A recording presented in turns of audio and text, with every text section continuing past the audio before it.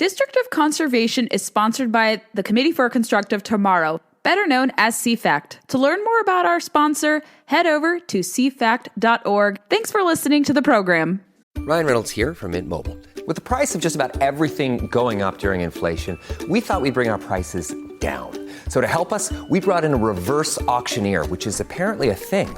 Mint Mobile Unlimited Premium Wireless. How to get 30, 30, bit to get 30, bit to get 20, 20, 20, bit to get 20, 20, bit to get 15, 15, 15, 15, just $15 a month? Sold! Give it a try at mintmobile.com/switch. $45 up front for 3 months plus taxes and fees. Promo rate for new customers for limited time. Unlimited more than 40 gigabytes per month. Slows full terms at mintmobile.com.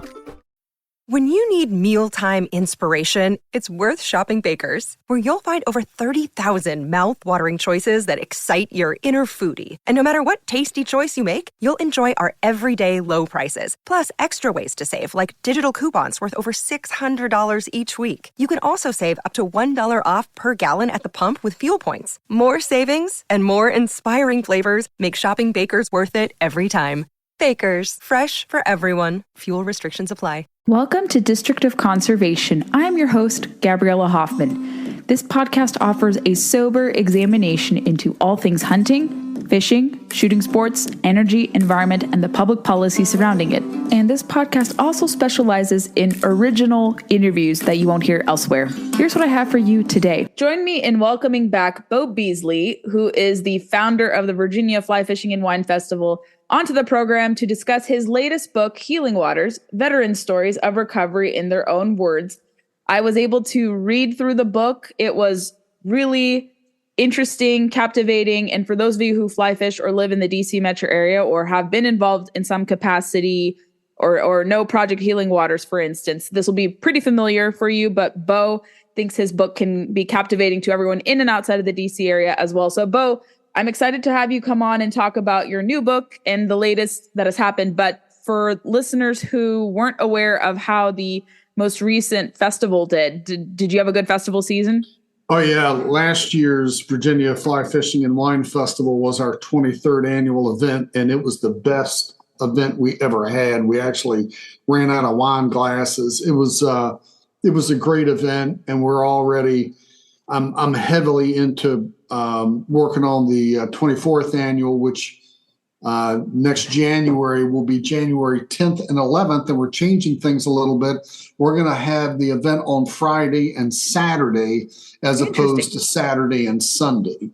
So that's an exciting change that we're going to be doing. We think people may want to spend more time at home on Sunday, so we're going to open a day early. And we're also going to bring back, which I'm sure you'll be happy about, our Women's Beyond the Cast Symposium again, which has been very successful.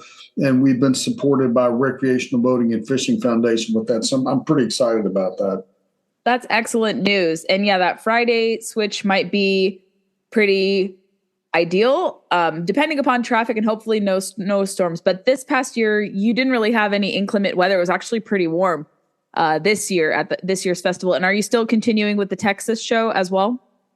No, we're going to focus on Virginia. I could not come to terms with the venue down in Texas. So we're just going to be focusing on Virginia for the time being, but I am looking at other locations. Interesting. Okay, that's good to know. But let's dive deep into the book. And you've written a couple books about fly fishing. You've written different guides for the Mid-Atlantic, Virginia, and you're really passionate about showcasing stories of veterans who have healed through partaking in fly fishing. That's a big pet project of yours. You've told me about this book. It's years in the making. So what was the impetus behind writing Healing Waters and putting it out this year? Well, you're right. It was a labor of love. Ironically, it wasn't even my idea. Alan Folger, who illustrated my book, Fly Fishing the Mid-Atlantic, a known then since Guide to Top Waters, called me when that book came out. And he was congratulating me. And then he said, "Hey, I've got your next book idea." And I said, "Alan, I'm not doing any more books anytime soon." He's like, No, this isn't a guidebook. I think you need to write a book about Project Healing Waters. And I said, absolutely not. That's not something I can do. I'm not qualified. Writing a guidebook or even a couple of guidebooks is one thing. Writing about real people and conveying what they had been through to readers on a gut level, which is what I would have done, was something I was not prepared to do. I just didn't think I could do it. And he kept after me, and believe it or not, he called me every couple of months for 2 years. And finally, one day at the fire station, I was working full-time at the time as a captain for Fairfax County Fire and Rescue Department, where I served for 30 years. He called me and asked me again, his standard question, have you started yet? And I said, no. And he said, Beau, sooner or later, they're going to quit fighting in Afghanistan and Iraq. And when they do, they're going to forget all about these veterans. They're going to forget all about them. And you can't let that happen. Now, this was something Alan knew something about because he'd served in Vietnam. When he came back, the media had so demonized the American veterans that it was dangerous for them to walk around in uniform. They would fly back from Vietnam to the airport, and they were under orders to change clothes in the airport restroom just as fast as they could to keep from being accosted by the public. That's how hostile the public was to the veterans because of the media's portrayal at that time. So, and he got no support, right? People just ignored them. And I'd heard this many times from many Vietnam veterans. So when he told me, if you don't do something, these veterans are going to suffer, that really got to me. So I started on the project having no idea what I was doing. And having no outline, nothing. I didn't know what I was doing, to be perfectly candid with you. I just knew I wanted to write about this subject. And I did. I interviewed a few people. I had some ideas about what I wanted to do. And I gave my first few narratives to my wife, who edits everything I work. She's my secret weapon to success. And she read over them, and I didn't hear anything. So about 3 days went by, and I went, well, hey, honey, what do you think? And she said, well, I think they're pretty good, which means they suck. Oh. And I said, well, what's wrong? She said, honey, not to put too fine a point on it, but it reads like a guidebook. You don't know these guys. You don't know them like I know you, and I know how you write, and I know how passionate you are about this. And I think you readers are going to see that you're not connected as well with these men and women as you should be. And I got very defensive because at that point I'd had probably 500 hours into it. And I said, well, what would you do? She said, I'd stop writing and I would just go to program meetings. She said, there are programs near here, right? I said, yes, Fort Belvoir with Bob Gardner and Quantico with Marty Laxberg. She said, well, quit writing. Don't interview anybody else. Just go be with these men and women. Embed yourself, and then it'll come. And she was exactly right. My wife was 110% correct. So that's what I did. I just went and spent hundreds of hours with them at different events, at program meetings, at fly tying events, at fishing events. And I got to know them personally. And I would find a veteran and approach them and tell them that I was doing the book and I wanted to interview them. And every single one of them told me no. There are no exceptions. No one wanted to be written about. They don't want the recognition. They're afraid somehow they're going to be seen as, seeking some kind of recognition. And that's not what this book was about. I mean, it was. I wanted to recognize them, but I convinced them that if they let me interview them, I would tell their story their way in their own words. And I would find someone, I'd interview them, normally with a recorder. Then I would send the recording off to a transcriptionist. They would send me the narrative back. I'd write the narrative, send it to the veteran, have them look over it and correct what might be right or wrong. If there were changes, and almost every single one of them had to have some kind of change sometimes multiple changes, because I got their rank wrong, or I put them at the wrong fort for a certain year, or for whatever reason, or we had to take out some names. And I did that, and it went back and forth, and it was very difficult because it was extremely time consuming. As a matter of fact, I've estimated from the day I started until the book was printed was 9 years, almost 9 years of off and on work. Because I couldn't just sit down and write it. I won't say I had to be inspired, but I had to be in the right frame of mind to write it, because it was very difficult. It was very intense. And I probably put 5,000 hours into this book, at least 5,000, considering travel time and editing time and writing and having to get photographs and writing the captions and the back and forth and the corrections. Because after I sent it to the veteran twice, I would have to send it to my editor, have them proofread it, drop the photographs in it, then bring it back and have the veteran approve it for a third time. And there are 32 narratives. So it's like having 32 supervisors. So if you can imagine having a project where you have 32 supervisors, that's what it was like, because I wanted it to be accurate. It's pretty intense. It's unvarnished. It's very, if I had to use one word, I would say it's authentic. It's what it says. Veteran stories of recovery in their own words, and they don't sugarcoat it. They don't sugarcoat it at all. Was there a story of the 32 that you highlighted that really spoke to you and resonated with you? There were a couple that I read, and a couple were very, very sad in terms of how TBI and PTSD kind of took over some of the veterans, or some of the veterans you had spoken to had passed away after you had published the book. And so was there any particular story that resonated with you that you featured in this particular read?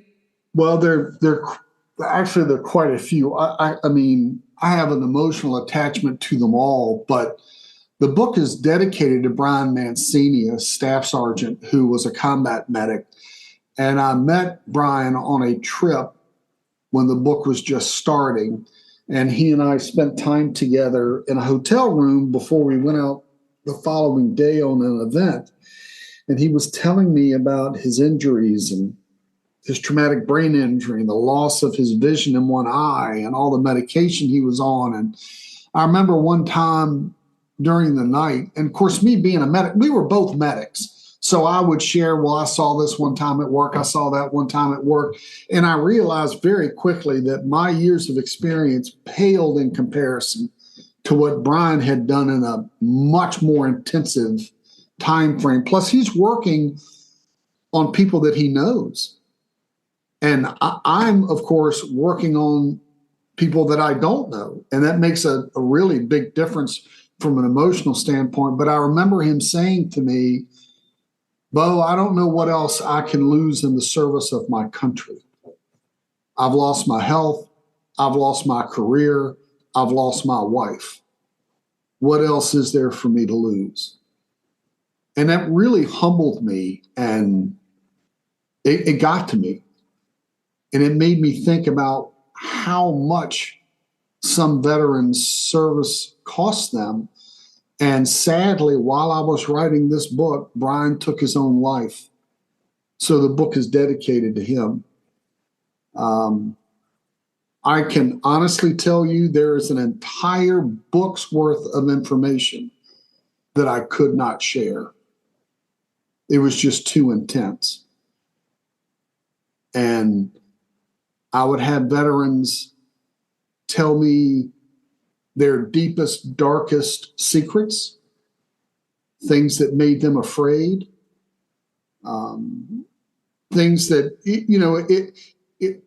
it's very humbling to talk to a multiple tour combat Marine who had been in for more than 20 years and tell you something that he has not told his wife, who he's been married to for more than 30 years.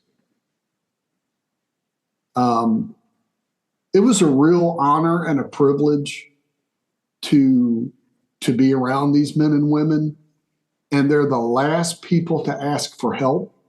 They're totally different. So here's one of the biggest difference between military and civilians. In the military world, it's mission first, you last. In the civilian world, it's me first. What do I need? How much can I get? What can I get paid? How much time off can I have? And if we get the job done, we get the job done. But I need to focus on me and mine, generally speaking. And that's a big shift. It's a big difference in the civilian world and the military world. And they don't make policy, they just have to implement it. They don't get a say. Oh, would you like to be stationed in Hawaii? Okay. No, it's you're going to go to Korea for a year. We haven't decided whether we're going to let you take your wife with you or not, or your husband or whatever. We're not exactly sure how it's going to affect your family, but you're going to go. And that's so foreign to people who aren't in the military. And I just have so much respect for these men and women. And one thing I'll share with you, I remember I was editing, going through edits in my book, and I had an opportunity to spend some time with Lefty Cray. And I mentioned this in the introduction. We were sitting on the back porch of South Holston River Lodge in Tennessee, overlooking the South Holston River. And steam's coming off the river, and we're sitting out there with a cup of coffee in the morning. And he was telling me what it was like to be in World War II and to be on the front lines. And they liberated, Lefty's group liberated a concentration camp. They had no idea. They're just going through Germany. They're just going forward. And they came across a concentration camp and had no idea what it was. No idea. And you think about something like that. And he said, you know, Beau, when you're on the front lines, you don't know anything. All you know is the guy to your right and the guy to your left and protecting them. That's all you know. And that's all you care about. And ironically, when I was really struggling, about halfway through the book, I just hit a wall. And I remember spending some time with Paul Norman, who was a multiple tour combat Marine. Now he's a retired gunnery sergeant, or he retired as a gunnery sergeant in the Marine Corps. And I remember him saying, I was telling him, hey, look, man, I'm really struggling. I don't know what to do. And he said, it's really simple. Tell them what the veterans tell you. Keep all the political bullshit out of it, and don't add or subtract one damn word. And that's exactly what I did. The book is completely apolitical. It's about veterans and their sacrifice. And while some of the stories are sad, there are also many that are very, very hopeful. And, you know, people that go from not thinking they can live another day to now being happily married and a mother. People that are very successful in their careers post-military. So the book is very hopeful, and I'm hoping to you know, I had 3 goals in mind for the book. One, first and foremost, was to honor the men and women in our military. Number 2, to have a resource where someone could give a veteran who might be struggling, or for a veteran to give a book to a civilian family member to read to help them understand what the veteran might be going through, and to raise money for Project Healing Waters, which is a nonprofit group that was started in 2005 by Ed Nicholson, a retired Navy captain who came out of surgery at Walter Reed and basically woke up with all these young veterans who were injured from Afghanistan and Iraq, and was so moved, he thought, I wonder if any of these guys would be interested in fly fishing. So he got the idea of taking one of them fly fishing, and they loved it. And it just bloomed from there as a grassroots organization. And Project Healing Waters now has 200 programs all over the country, and they do really important work. And there are other organizations out there too. And I just tell people, you may not know what to do, but you can do something. You can do something. You can volunteer. I'm not the greatest angler. I'm not. I mean, I write about fly fishing, but I'm not probably good enough to be a really good professional guide, so I really can't guide. And I don't have a lot of money, so I can't write a big check. But I can write. So that's what I did. And everybody can do something. And we need to appreciate our men and women in the military who sacrifice so much. And I was honored to be able to do that. And in my book, it covers everything from Korean War veterans up to Afghanistan and Iraq.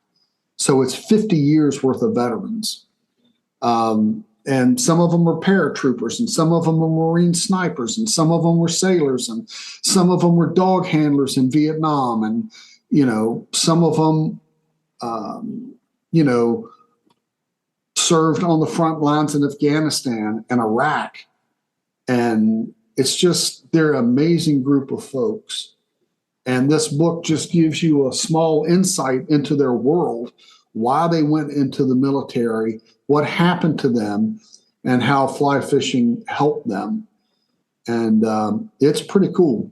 And the thing I'm probably the most proud of is there are no composite characters. Everyone in this book is real.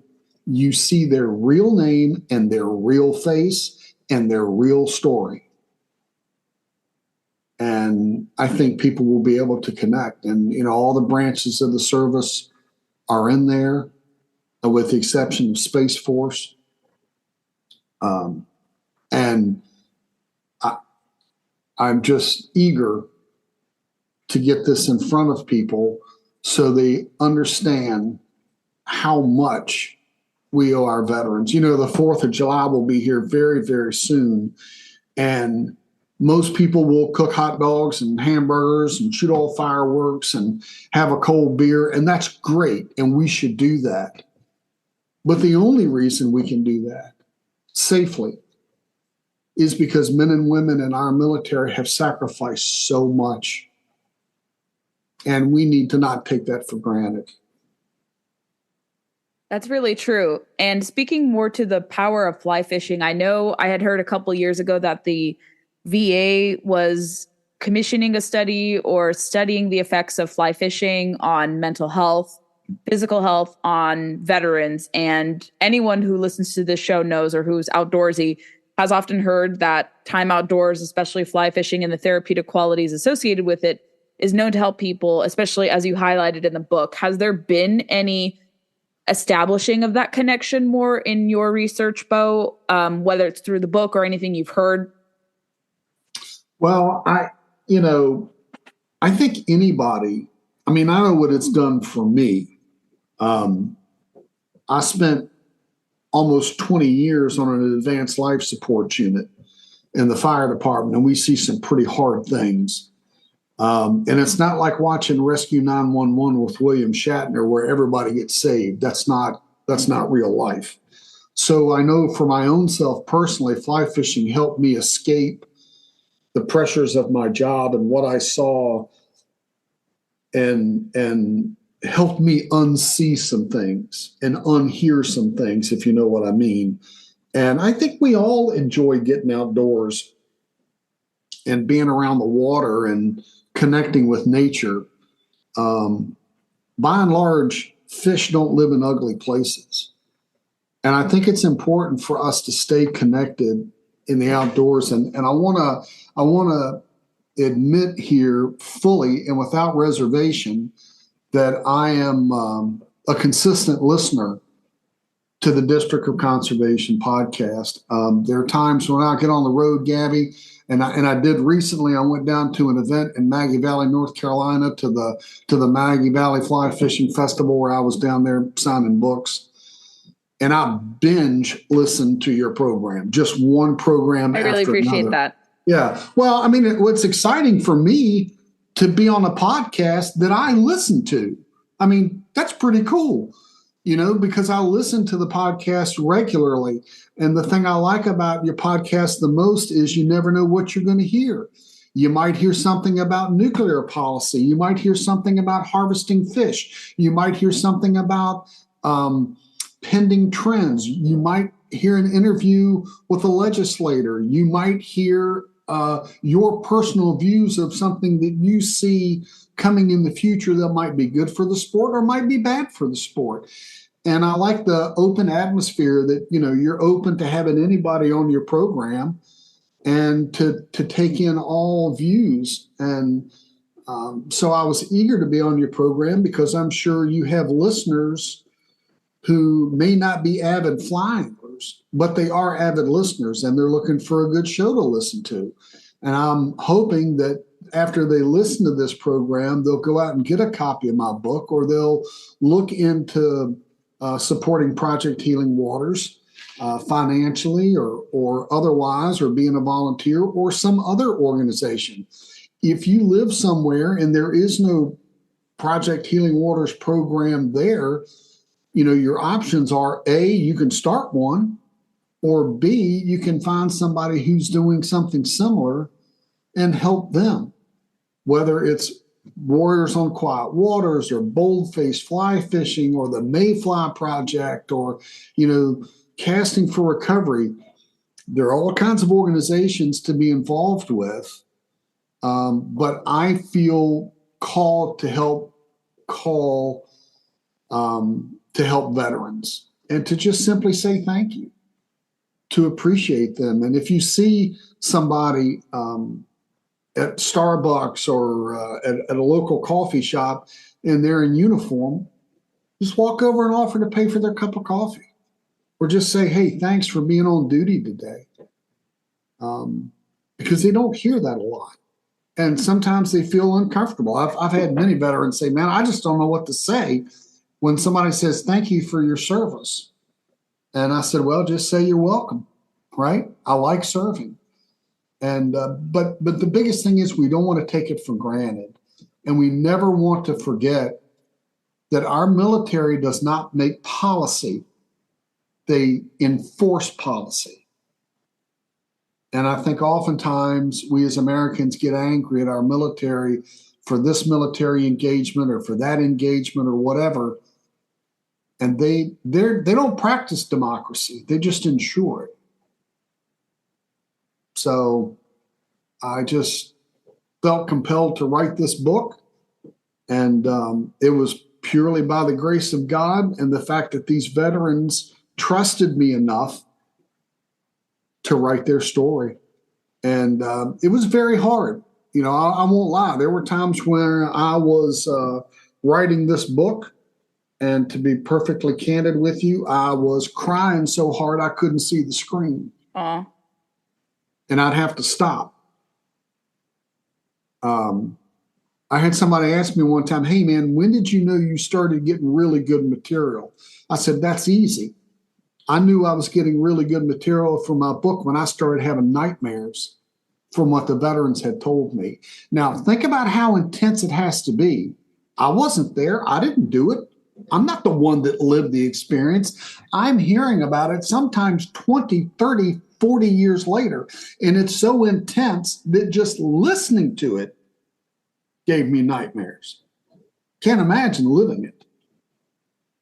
And most of these service members come home and they don't talk about it. I remember a friend of mine who was the editor of a fly fishing magazine in North Carolina. His father died, and he knew his father had been in the service, but he never talked about it. Well, his dad dies, and they're cleaning out the house, and he finds a box. His father won 7 Bronze Stars. 7. And never said a word. Incredible. And, yeah. So this book is just they're being open and honest and telling you what it was like for them and how fly fishing helped them. And I think the important thing is for Project Healing Waters is it connects these veterans to other veterans that know how they feel. They understand what it's like. They've been there. They've done that. They've got the T-shirt, an olive drab, of course, and they know what it's like to be on a ship. They know what it's like to be on a submarine, and you can't, there's nowhere to go. You're on the sub. There's nowhere to go. And having other veterans that say, yeah, man, I know how you feel. Or one of the coolest things I witnessed one time was when veterans were talking to other veterans about prosthetics. Hey, have you considered this? Hey, I really suffered with headaches until my doctor gave me this kind of medicine. Have you ever heard of this kind of medicine? And it really worked for me. Maybe you should talk to your doctor about it. Man, that's pretty cool. So it's the shared experiences that Project Healing Waters helps bring out. And they don't say, okay, now we're going to have therapy. That's not what they do. They just get together, sometimes once a week, sometimes twice a week, once every 2 weeks. And they just spend time together and they tie flies. Or maybe they learn how to build a fly rod, or they do casting. It's not, hey, let's get together and do therapy. It's, hey, let's get together and talk about fly fishing. Go fly fishing. Go on some trip. And then while it happens, the healing occurs.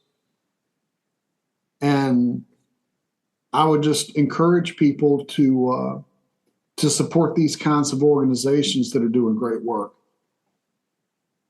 Beau, if people want to connect with you, get the book, learn more about Project Healing Waters, can you dispense some links for them? Absolutely. So they should go to projecthealingwaters.org and go to their website. They can certainly make a donation. They can find out what program is closest to them or inquire about some resources. If they want to buy the book, they can go to Amazon. They can inquire at their local fly shop, or if they want to get an autographed copy, they can buy one from me. They can go to my website, which is my name, www.beau, B-E-A-U, Beasley, BEASLEY.com, BeauBeasley.com. Go to my website and order the book online, and I'll be glad to autograph it and drop it in the mail to them. I'm actually getting emails from people now who are actually purchasing them for other people. They'll purchase the book and then send me an email that says, hey, this book is for my father, or this book is for my uncle. Could you mail it to him? So that's kind of cool. I remember I was at the festival last year signing books, and a veteran that I know came up and said, hey, I need another book. And I'm like, hey, you got one already? He said, yeah, this one's for my therapist. She needs to read this. So I thought that was pretty good. So, but yeah, they can go online, or as I said, get it from Amazon, or reach out to one of their local fly shops and try to secure it that way. Fantastic. And I also wanted to tell you, and for the listeners, you're going to become a first-time grandpa soon, right? Congratulations. Yes. That's exciting. Still get to pass it on to your future grandchild. Fishing. It's very exciting. My daughter, Maggie, is supposed to have a baby August the 11th. And as a matter of fact, when I get off from this interview, we're going to go looking for rocking chairs. That's exciting. Her mother and I are going to go out, and we're going to go look for a rocking chair so my daughter can have a rocking chair and nurse my first grandson when he comes. And we're pretty excited about that. God has blessed me with 2 great kids, a fantastic wife, a good son-in-law, and pretty soon I'm going to get to see my first grandchild. So I'm pretty excited about that. How wonderful. And I hope this fall, my schedule will be a little less chaotic, and I think yours will too. I hope we can go out with cool waters. I think that's what we intended to do. We were trying to make absolutely. some plans. Mm-hmm. If you hopefully that'll come. Yeah, if you email me some open dates, I'll try to schedule something, and we'll work our schedule around yours. So if you can try to work that out, I'd be happy to go out with you, and might make it easier if we work our schedule around yours. Definitely. Yeah. I think things will cool down starting in October. So we'll make something work, but I wanted to make sure we still had those plans in mind. But yes, I hope we can get out in the water with Cool Waters Outfitters because they have a really cool operation. I've always wanted to do that. And Bowie, thank you so much for coming back on the podcast and sharing your new book with us and the importance of taking veterans out on the water and helping them heal through fly fishing. Thank you so much, Gabby. I enjoyed being on your show, and I look forward to coming back sometime in the future. Maybe we can talk about some access issues or some other pressing conservation issues that I might be writing about. Thanks again so much for having me on your show. I really enjoyed it. If you enjoyed this installment of District of Conservation, I would love to know your feedback. Send it my way.